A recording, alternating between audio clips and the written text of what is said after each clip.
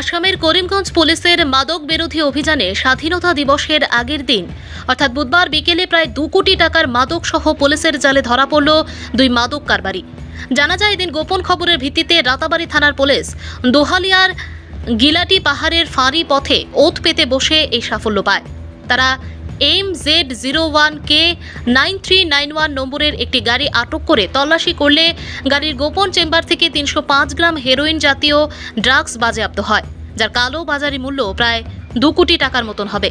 এতে জড়িত থাকার দায়ে আটক করা হয় হারুন রশিদ ও শরীফ উদ্দিনকে। বর্তমানে ধৃতদের স্থানীয় থানায় আটকে রেখে টানা জেরা করছে পুলিশ। পরে এই কাণ্ডে জেলা পুলিশ সুপারকে তদন্তে নামার খবর পাওয়া যায়। ভানুচন্দ্রের রিপোর্ট, আসাম প্রাইম নেটওয়ার্ক। ড্ৰাগছখিনি কেনেকৈ জব্দ কৰিবলৈ সক্ষম হৈছে? একচুৱেলি আজি SP ছাৰৰ এটা ইনফৰমেশ্যন আছিলে যে এনেকুৱা ৰেড কালাৰ এল্টো এখন আহি আছে মিজোৰামৰ পৰা। গাড়ীৰ নাম্বাৰ হৈছে MZ01K 9391। তো এইখন গাড়ীত বৃহৎ পৰিমাণৰ ড্ৰাগছ থকা বুলি SP ছাৰৰ ইনপুট আছিলে।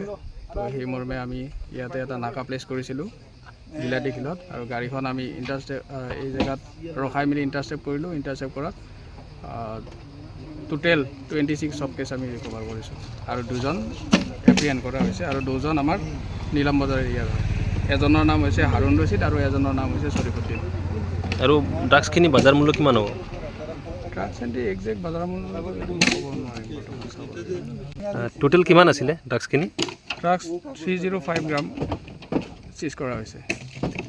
এনে ক'লৈকে যোৱাৰ কথা আছিলে সিহঁতে? এইটো সিহঁতেতো ডেষ্টিনেশ্যন কৈছে নীলাম বজাৰ যোৱা কথা আছিলে, আনিছে মিজোৰামৰ পৰা।